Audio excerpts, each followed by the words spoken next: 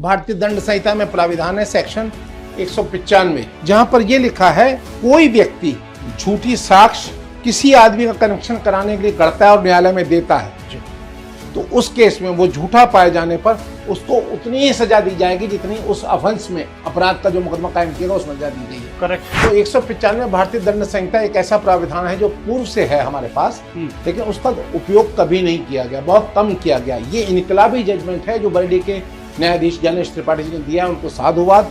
उनको मैं कहता हूँ ऐसी हिम्मत बरकरार रखें और ऐसे अपने सहयोगियों को अपनी मीटिंग्स में जब जजेस के साथ बैठे तो उनको बताएं कि ऐसा करना चाहिए।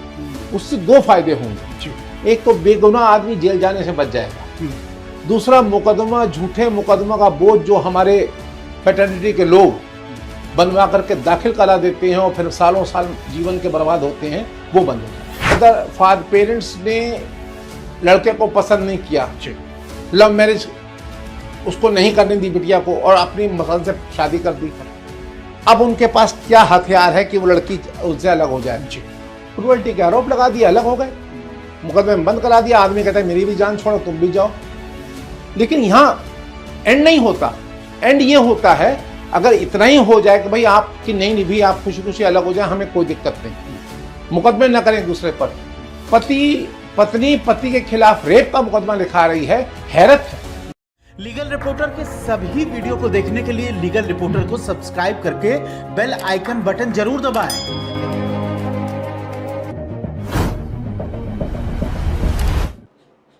नमस्कार, मेरा नाम है विप्लव अवस्थी। आप देखना शुरू कर चुके हैं लीगल रिपोर्टर। लगातार आपकी हजारों की संख्या में हमें कॉल मिल रही हैं, आप अपनी लगातार कानूनी समस्याएं बता रहे हैं। आप पूछ रहे हैं कि इस मामले में अगर हम फंस गए हैं तो हम कैसे निकलें। 498 को लेकर या 482 यानी कि क्वेश्चन को लेकर हमने बहुत वीडियो बनाए, आपने देखे और लगातार आप अप्रिशिएट कर रहे हैं, लगातार आपके कॉल आ रहे हैं। इसी बीच बरेली डिस्ट्रिक्ट कोर्ट से एक ऐसे जजमेंट पे आज हम बात करने जा रहे हैं, वो अपनी तरह में बिल्कुल अलग जजमेंट है, जहां एक लड़के पे एक लड़की ने रेप का आरोप लगाया और बाद में कोर्ट ने 4 साल 6 महीना 8 दिन करीब करीब लड़का जेल में रहा।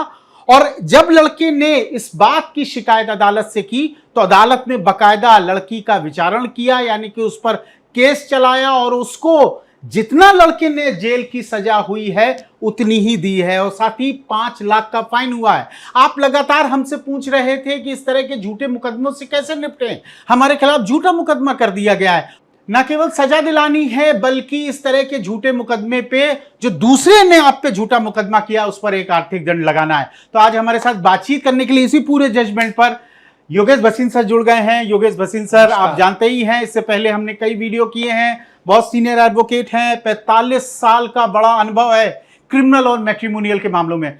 सर बहुत बहुत स्वागत है आपका लीगल रिपोर्टर में। आप तो लगातार हमारे दर्शकों को एक तरह से जगा रहे हैं लॉ के प्रति और आपके बेहतर वीडियो लोगों ने देखे हैं और पसंद किए हैं। ये अपने आप में एक तरह का अलग जजमेंट है जहां लड़के को झूठे केस में फंसाया गया, जितनी अवधि के लिए वो जेल में रहा लड़की को उतनी ही अवधि के लिए जेल काटनी पड़ेगी, ये आदेश कोर्ट ने दिया है। सर इस जजमेंट पर आप पहले तो जिस न्यायाधीश ने ये इनिशिएट किया कि ये मुकदमा कायम किया जाए झूठे मुकदमा दाखिल करने वाले के ऊपर, उसको साधुवाद और मैं उसकी बहुत प्रशस्ति करता हूं कि ऐसे जजेस को ही निर्भीक और इनकलाबी होना चाहिए। करेक्ट।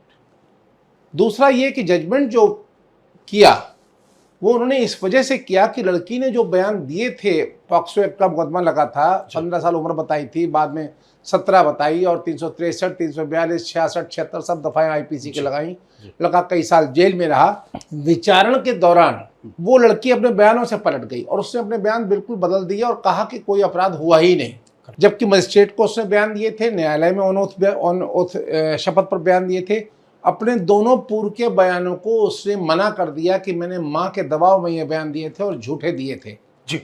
इसके पीछे बहुत से कारण हो सकते हैं, हमें उसमें अभी जाना नहीं है, उसकी जरूरत नहीं है, लेकिन ये बात तो सच है कि उस झूठे केस की वजह से एक लड़के ने अपने जीवन के गोल्डन 5 साल जेल में बिताए।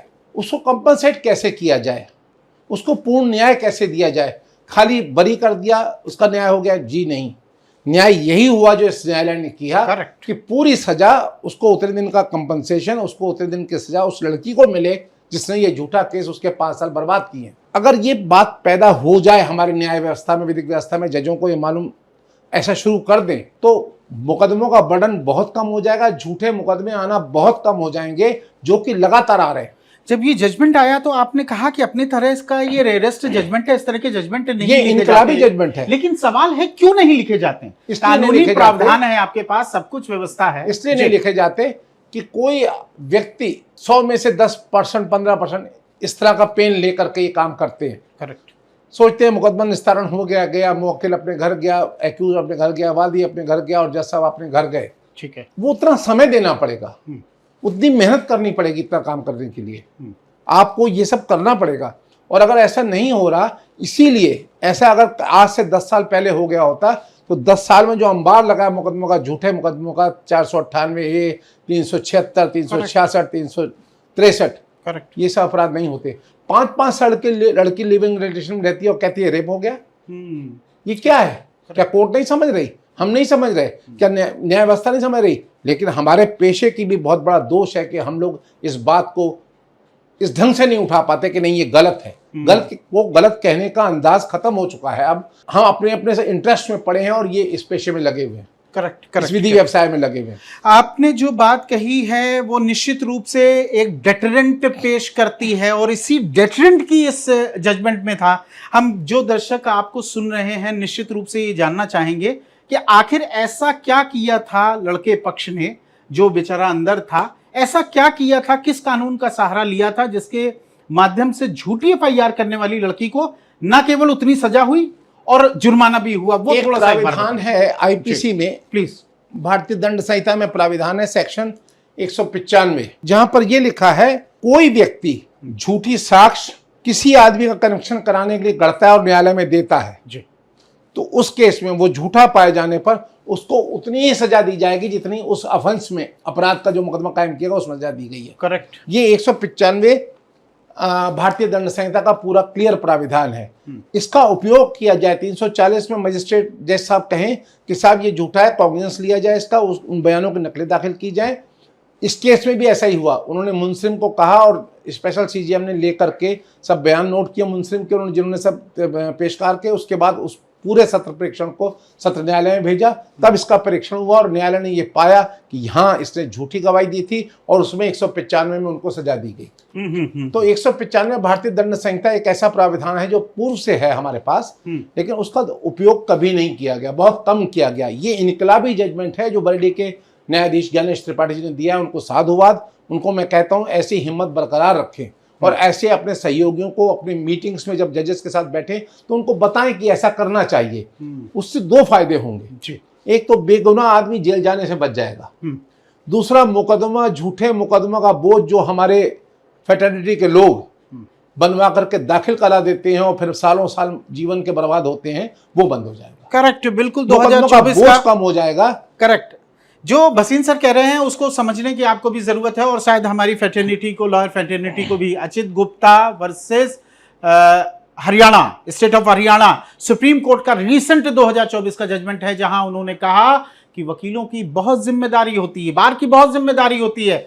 मनगढ़ंत एलिगेशन आप लगा देंगे अपने मुकदमे को बेहतर बनाने के लिए, ये नहीं चलेगा। और 498 के अगेंस्ट में तो आप जान ही रहे हैं कि बहुत बार सुप्रीम कोर्ट इस तरह कह चुका है कि जो भी चाहते हैं आरोप लगा लेते हैं। लेकिन ये जो बरेली जजमेंट आया है बरेली कोर्ट का, वो निश्चित रूप से एक बड़े मैसेज के तौर पर होगा। लैंडमार्क जजमेंट है, लैंडमार्क होगा, लैंडमार्क जजमेंट होना चाहिए और इसको हर ऑफिसर को, जुडिशियल अफसर को फॉलो करना चाहिए। उसका कारण क्यों बता रहा हूं, आप जो पेंडेंसी की दुहाई दे रहे हैं कि पेंडेंसी है, न्याय व्यवस्था बहुत डिले हो रहा है, ऐसे मुकदमे अगर 20% भी कम हो जाए आना, झूठे मुकदमे, तो आपकी पेंडेंसी खत्म हो जाएगी, आपका टाइम बचेगा। कंस्ट्रक्टिव टाइम आप कंस्ट्रक्टिव काम में लगाइए। जो वास्तव में मुकदमे हैं जिन पे आपको निर्णय देना है या आपको सुनवाई करनी है, करिए।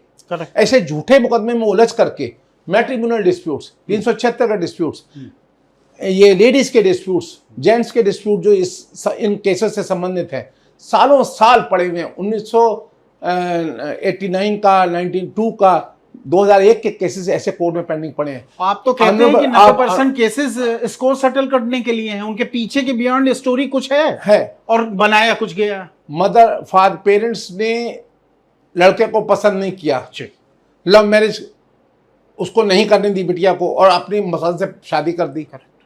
अब उनके पास क्या हथियार है कि वो लड़की उससे अलग हो जाए? क्रूअल्टी का आरोप लगा दिया, अलग हो गए, मुकदमे में बंद करा दिया। आदमी कहता है मेरी भी जान छोड़ो, तुम भी जाओ। लेकिन यहां एंड नहीं होता। एंड ये होता है अगर इतना ही हो जाए कि भाई आपकी नहीं निभी, आप खुशी खुशी अलग हो जाए, हमें कोई दिक्कत नहीं, मुकदमे न करें दूसरे पर। पत्नी पति के खिलाफ रेप का मुकदमा लिखा रही है, हैरत है। करेक्ट, हैरत है ये बात। और क्यों लिखा रही है? जी, तुम्हें पता नहीं था तुम किस लिए आई हो मैट्रिमोनियल हाउस में, और आप मुकदमा लिखा रही है रेप का पति के खिलाफ। करेक्ट, मतलब लिबर्टी हो, लेकिन उन्मुक्त लिबर्टी ना हो को इसकी जो चाहे दुरुपयोग कर सके। करेक्ट। न्याय व्यवस्था को देखना होगा, हमारे ऊपर न्यायाधीशों को, सुप्रीम कोर्ट के माननीय उच्चतम न्यायालय के और उच्च न्यायालय के न्यायाधीशों को देखना होगा, और उनको they must appreciate this judgement. Correct, they must appreciate this judgement, और इनको तो प्रमोशन देना चाहिए ऐसे जजेस को, ताकि ये लोग इससे प्रेरणा पाएं और आगे इस तरह का काम। ठीक है सर, मुझे वो थोड़ा सा बता दीजिए, निश्चित रूप से हमारे दर्शक जानना चाहेंगे किस स्टेज पे 195 का यूज करें? जब मुकदमा तय हो जाए और आप इस स्टेज पे आ जाएं कि ये मुकदमे में साक्ष्य दी गई है वादी की तरफ से या किसी वादी की तरफ से झूठी दी गई है, बिल्कुल मनगढ़ंत है, ये साबित हो जाए। करेक्ट।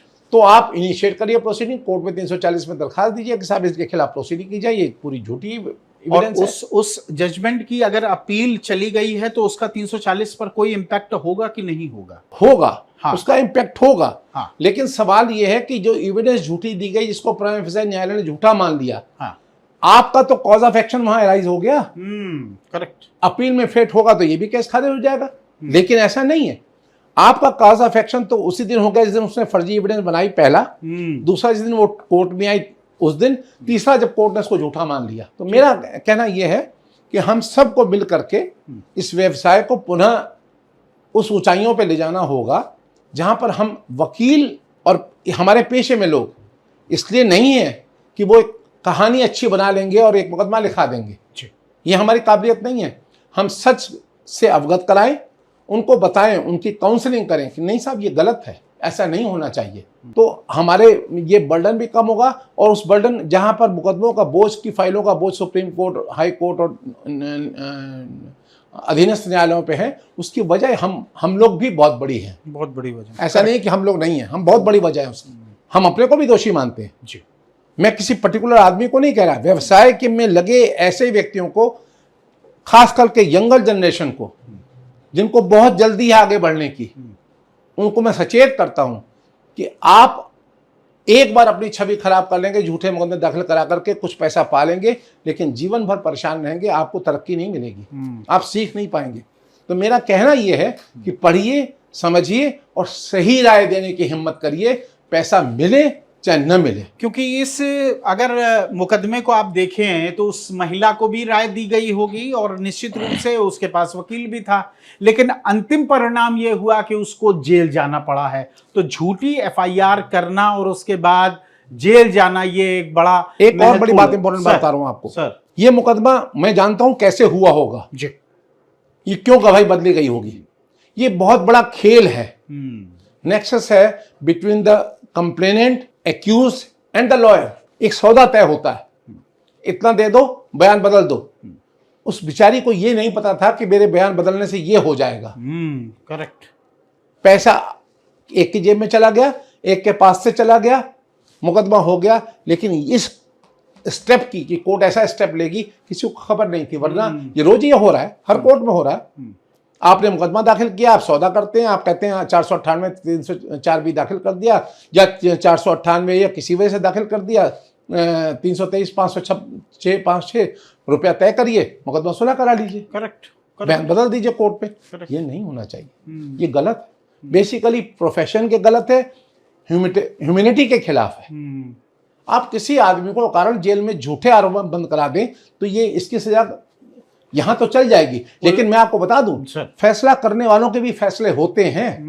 Correct sir. यहाँ नहीं होंगे तो कहीं होंगे, फैसले होंगे और उनको इस जीवन में ही उसका रिजल्ट भुगतना पड़ेगा। करेक्ट। तो everybody should be very conscious for false cases. Correct. Arnesh Kumar, आपको याद होगा अरनेश कुमार 2013 का, और इसके बाद कई जजमेंट आए जिसमें कहा गया 7 साल तक की जो ऑफेंस है उसमें गिरफ्तारी नहीं होगी, और इसीलिए 498 के साथ तमाम 307 भी लगाया जा रहा है, 354, 376 तक भी बहुत से मामले में 377 लगाया जा रहा है। इसलिए कि जैसे ही आप अरनेश कुमार के एम्बेड से बाहर हुए, पुलिस स्वतंत्र है आपको अरेस्ट करने के लिए, और जो अरेस्ट है पुलिस जहां आ गई वहां तो आप जानते हैं कि हैरेसमेंट होना तय है। लेकिन ये अपने आप में बड़ा इंपॉर्टेंट जजमेंट था, और कहीं ना कहीं सर ने जो प्रोसेस बताया वो आप सबको भी फॉलो करना चाहिए और उस पर सुनना चाहिए। सर बहुत बहुत शुक्रिया, बहुत बहुत धन्यवाद, आपने इतना अच्छा विश्लेषण किया। इसी वीडियो के नीचे लगातार हमारा फोन नंबर और वेबसाइट चल रही है, फिर भी आप लीगल रिपोर्टर से कोई कानूनी सलाह लेना चाहते हैं तो हमसे संपर्क कर सकते हैं। थैंक यू वेरी मच, धन्यवाद, नमस्कार। लीगल रिपोर्टर के सभी वीडियो को देखने के लिए लीगल रिपोर्टर को सब्सक्राइब करके बेल आइकन बटन जरूर दबाएं।